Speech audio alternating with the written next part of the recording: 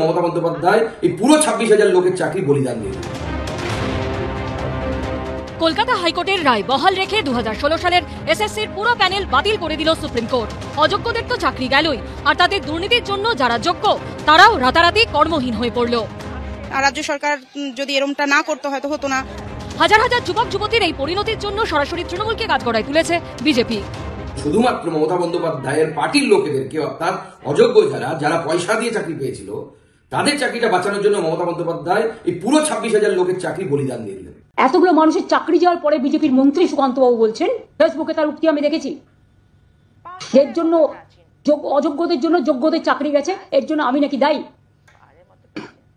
তো আপনারা প্রথমে যখন টেস্ট করলেন একবার ভাবলেন না কারা যোগ্য আর কারা অযোগ্য? সেটা তো গভর্নমেন্টকে ভাবতেও দিলেন না। আপনারা নিচে যোগ্য তো। পুরো প্যানেল বাতিলের জন্য বিরোধীদের ঘাড়ে দায় ঠেলার আপ্রাণ চেষ্টা করেছেন মুখ্যমন্ত্রী। আইনজীবী এবং সিপিএম সাংসদ বিকাশ রঞ্জন ভট্টাচার্যকেও তীব্র কটাক্ষ করেছেন মুখ্যমন্ত্রী, যদিও পাল্টা খোঁচা দিতে ছাড়েনি সিপিএম। এখানে কেসটা করেছিলেন কে? বিকাশ বাবু। তিনি তো পৃথিবীর সবচেয়ে বৃহত্তম লয়ার। তাকে কেন তিনি এখনো নোবেল প্রাইজ পাচ্ছেন না আমি জানি না। পাওয়া উচিত।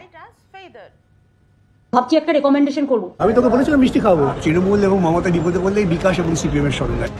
দুর্নীতির মামলায় তার সরকারের ভূমিকা বড়সড় প্রশ্নের মুখে পড়তেই পুরনো দুর্নীতি খুঁজে বের করার হুঁশিয়ারি দিয়েছেন মুখ্যমন্ত্রী নাম না করলেও এ নিয়ে পাল্টা চ্যালেঞ্জ ছুড়ে দিয়েছেন শুভেন্দু অধিকারী। আমরাও কিন্তু রেকর্ড খুঁজে বার করব 2016-তে তখন কারা কারা মন্ত্রী ছিলেন, এবং কোনো একটা জেলা তো আমি জানি কিসের বিনিময়ে চাকরি হয়েছে।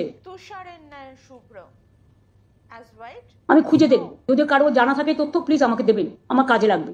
আপনি এটা অ্যাসেম্বলি তো 21 সালের পর থেকে বলেছেন, পুরুলিয়ার চাকরি মেদিনীপুরের চাকরি 24 পরগনায়, মুর্শিদাবাদ কে দেখতো, মালদা কে দেখতো। আরে বের করুন, আপনি ফাটা কাগজ বের করুন, ছেঁড়া কাগজ বের করুন। বিরোধী থেকে চাকরিহারারা যখন তাদের এই পরিস্থিতির জন্য রাজ্য সরকারকে দায়ী করছে, তখন 7ই এপ্রিল নেতাজি ইন্ডোর স্টেডিয়ামে ডিপ্রাইভড টিচার্স অ্যাসোসিয়েশনের সভায় যোগ দেবেন মুখ্যমন্ত্রী।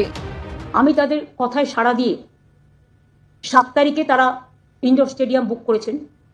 আমি 7 তারিখ 12টা 15 নাগাদ তাদের কাছে যাব, তাদের কথা শুনবো। আমি শিক্ষক শিক্ষিকারা আমি শুনেছি অনেকে ডিপ্রেসড, তারা আপসেট এবং ডিপ্রেশনে চলে যাচ্ছেন অনেকে। কোনো একটা ঘটনা যদি ঘটে তার জন্য দায়ী থাকবে কে?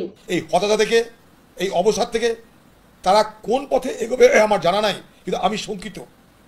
এটা দারুণভাবে প্রভাব পড়েছে বাংলার সমাজে। তার জন্য একমাত্র দায়ী যদি কেউ হন তার নাম বাংলার মুখ্যমন্ত্রী মমতা ব্যানার্জি। রাজনীতি চলছে, কিন্তু এই মানুষগুলোর সংসার এখন চলবে কি করে? যারা যোগ্য তাদের কি দোষ? হাহাকারের মধ্যে বারবার ফিরে আসছে সেই প্রশ্ন। বিজেন্দ্র সিংহের রিপোর্ট, এবিপি আনন্দ।